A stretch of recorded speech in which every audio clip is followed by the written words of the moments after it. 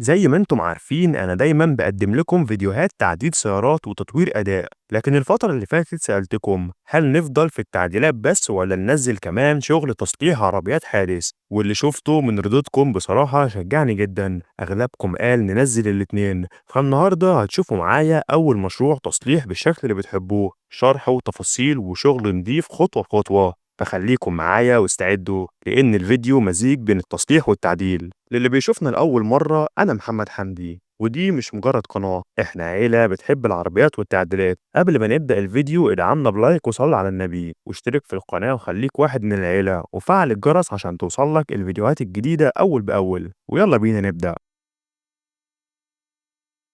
مشروع النهاردة هو إعادة بناء السوبرا A90 اللي كانت متكسرة ومركونة من زمان. السيارة دي متضررة جامد، وفي الصور المنشورة ليها باين مستوى الخراب قدام العين. العربية اتباعت كذا مرة لحد ما وصلت لليوتيوبر تي جي هانت. وعشان تعرف قد ايه المشروع ده صعب، العربية كمان مفيهاش موتور ونظام الدفع مفقود. قبل أي حاجة بيبتدوا بغسيل العربية كويس جدا عشان يشوفوا ايه المخفي تحت الوساخ والأطراب. الغسيل هنا مش بس للتنظيف، ده خطوة مهمة عشان تحديد الحالة الحقيقية للبادي. بعد الغسيل واضح إن عربية السوبرا فاقت ورجعت تاني. اللون الأحمر ده جميل جدا، وللعلم العربية ما فيهاش نظام نقل حركة، ولكن هم عندهم كل القطع اللي يحتاجوها وهو كان مخزنهم قبل كده. القطعة دي عبارة عن مجموعة نقل حركة يدوي OEM ومحرك B58 المشهور وكل القطع الداخلية اللي لازمة لإعادة تركيب. القطعة دي كانت محفوظة من سيارة A90 أصلية، ودي هتكون الأساس اللي هيتركب داخل السوبرا دي. الخطة هنا مش مجرد تركيبة سريعة، الهدف هو إدخال ناقل حركة يدوي أصلي ونظام نقل كامل داخل الشاسيه كان أصلا أوتوماتيك. الفكرة دي نادرة لأنها مش بس بتتطلب أجزاء ميكانيكية، لكن كمان احتفاظ بكل وحدات التحكم الإلكترونية الأصلية عشان السيارة تعرف تتعامل مع وجود علبة تروس يدوية. يعني لازم كل الدي ام اي والمديولز المناسبة تكون موجودة ومتوصلة صح عشان الاو اي ام يتعرف ان العربية بقت مانيوال. الدي ام اي ده اختصار لديجيتال موتور الكترونكس، وده ببساطة هو عقل المحرك وكمبيوتر الموتور، وده المسؤول عن تشغيل وضبط كل ما يخص المحرك زي البنزين وتوقيت الاشعال ونسبة الهواء والحساسات وقراءتها. والاو اي ام ده اختصار لاوريجينال اكيوبمنت مانيفاكتشر، والمقصود بيه هو القطعة الأصلية المصنعة من الشركة الأم للسيارة، وده معناه إن التعديل معمول بنفس الطريقة ومواصفات المصنع. هنا توماس بيعرفنا على جيسي، الشخص اللي كان شغال معاهم خلال الفترة اللي فاتت واللي اشترى العربية عن طريق فيسبوك ماركت واللي كانت معروضة ب9000 دولار. وجيسي سافر أوهايو عشان يجيبها، وهو اتفق معاهم على إنه هيشتري كل الأجزاء اللي محتاجة تتنقل وهيشتغل عليهم في مرآبه لحد ما تيجي اللحظة دي. كل الأجزاء اتحفظت حرفيا، أزرع نظام التعليق وناقل الحركة اليدوي والمحرك والتوصيلات كلها. الهدف الأساسي هو تشغيل العربية وقيادتها، مش إنهم يعملوا عرض فخم أو يعيدوها كسيارة عرض. طبيعة السيارة مش مثالية، الإطار الفرعي منحني شوية والزجاج الأمامي مكسور والألواح الخلفية متضررة ومنحنية، دول حاجات متوقعة بعد حادث كبير أو ترك لفترة طويلة. لكن العمل اللي جيسي عمله في رقابه سابقا هو نقل وحدات التحكم وتركيب الترس التفاضلي وتركيب أذرع التعليق، وده بيدي الأساس اللازم عشان المحرك والجير بوكس يشتغلوا في وقت قصير. قبل تركيب ناقل الحركة بيحتاجوا يعدلوا في نفق الجير بوكس لأن المكان الأصلي اتصمم للأوتوماتيك. موقع زراع النقل ومساحة الفتحة مختلف شوية بين الأوتوماتيك والمانيوال، فبيتم تتبع القالب اللي موجود على العربية وتثبيت الفتحة بعناية عشان الجير المانيوال يركب ويتثبت بعيد عن أي مشاكل. مبدئيا بيحاولوا يدخلوا المحرك للهيكل، وبما إن نقل الحركة اليدوي مرتبط بالموتور من بره ده بيساعدهم في تحديد نقاط التثبيت الأصلية والثقوب اللي المفروض تتطابق. أثناء التركيب بيتضح إن المحرك مش مظبوط 100% في البداية، في ميلان بسيط ناحية اليمين وبعض الخراطيم كانت بتلمس أجزاء تانية، لكن بمجرد إدخال نقل الحركة وتثبيته المحاذاة بتتحسن وبتبدأ كل حاجة تتناسق. لما المحرك يكون نفس النوع اللي المفروض يكون في العربية الأجزاء القديمة بتتلاقى في أماكنها الصح وبترجع كل حاجة تركب مكانها من غير تعديلات. خطوة إدخال المحرك دي تعتبر نجاح كبير ومؤشر إن المشروع ماشي في الاتجاه الصح. بعد كده بيبدأوا يركبوا الانتركولر وكمان الريداتير والمبردات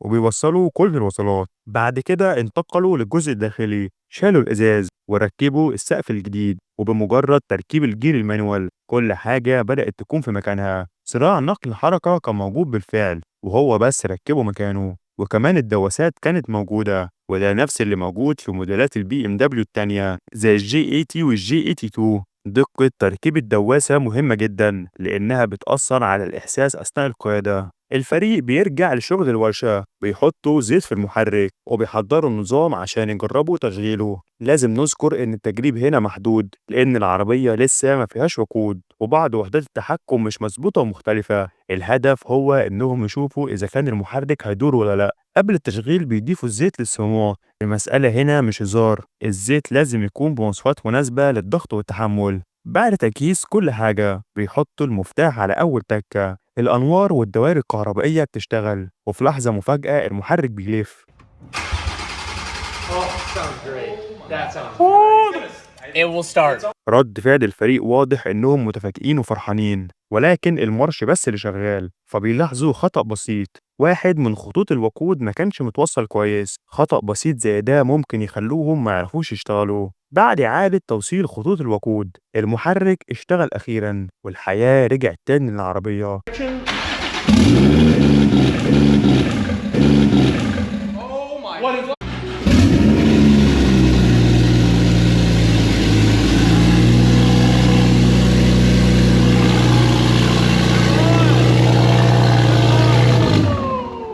اللحظة دي كان ليها أثر نفسي كبير على الفريق وكمان على جيسي اللي كان مبسوط جدا لأنه شاف عربيته محركها بيشتغل. بعد نجاح التشغيل اليوم اللي بعده بيبدأوا تجميع الجزء الأمامي بالكامل. ركبوا كل القطع اللي بتمسك الشاسيه وحوض المحرك وكمان ركبوا الدعامات اللي بتمسك القطع البلاستيكية واللي بتوجه الهواء تجاه المبردات. وكمان الداخلية اتبدلت، لوحة القيادة تم تبديلها بوحدة يدوية لأن العربية كانت أوتوماتيك قبل كده. وكمان بطانة السقف اتبدلت وكل الحاجات الداخلية بترجع مكانها، ولكن لسه ناقص بس عجلة القيادة عشان يبقى كل حاجة جاهزة تماما. وكمان بيركبوا الانتيك اللي مصنوع من الكربون فايبر واللي هيدي للمحرك شكل أجمل. بعد كده بيجيب الاكسدام الأمامي واللي فيه بعض الأضرار وهو هيصلحها. وكمان هيبقى فيه مكونات من ستريت هانتر وده بيشمل فرونت ليب أمامية من ألياف الكربون فايبر. فبعد كده بيحفر في الفرونت ليب عشان يعمل فتحات للتثبيت وبياخدوا بيركبوا في الاكسدام الأمامي. بعد كده بيفتحوا علبة فيها مصابيح أمامية جديدة. لحظة حساسة لأن المصابيح دي غالية جدا، سعرها هو $1000. مصباح ال A90 الأمامي مطلوب جدا في السوق وصعب تلاقي قطع مستعملة منه، فعلى طول بيركبوا المصابيح وبيرجع شكل السيارة وكمان الفرق بيبان. بعد كده بيشغلوا الموتور وبيحطوا الجير على الغيار الأول عشان يجربوه وفعلا بيشتغل بدون مشاكل.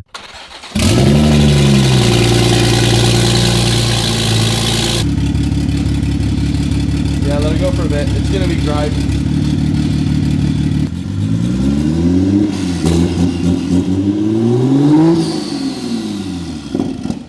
Yeah, no.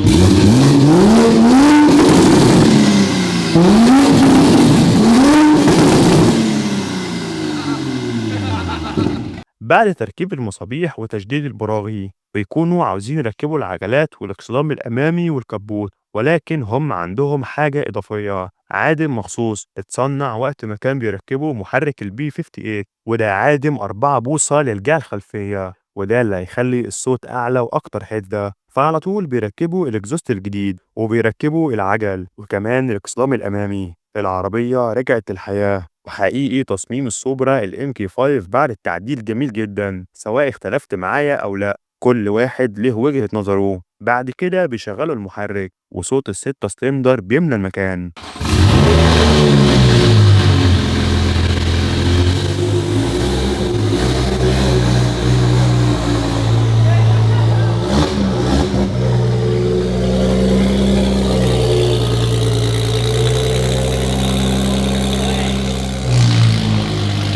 Oh, I remember that sound so well. العربية صوتها قوي جدا، وإضافة لذلك بيركبوا سبويلر خلفي مصنوع بالكامل من الكربون فايبر، وده بيزود من جمال العربية أكتر وأكتر. ومع إن العربية لسه مش متكاملة في شوية تفاصيل، إلا إن الهدف اللي اتحدد من الأول اتحقق: إعادة تشغيل العربية وجعلها قابلة للقيادة بوجود نقل الحركة اليدوي. دايما هيبقى في حاجات تحتاج تصليح وتحسين مع الوقت، زي الفرامل والتبريد والتعليق عشان يكون مناسب للاستخدام في الحلبات. في النهاية بقولك إن غالبا هيكون في جزء تاني هيعملوا تعديل كامل للسيارة وإعادة دهان البادي وتركيب تعليق جديد وترقية للتيربو وغيرها من التعديلات. لو الفيديو عجبك انزل اعمل لايك واشترك في القناة لو لسه مشتركتش، واستنانا في فيديوهات جاية من أقوى وأجمل التعديلات اللي هتشوفها. واكتبوا لنا في الكومنتات هل نعمل فيديوهات تصليح تاني ولا لأ، وقولوا لنا ايه العربية اللي نفسك تشوف لها تصليح في القناة، واعمل شير للفيديو مع أصحابك. أشوفكم الفيديو اللي جاي. سلام.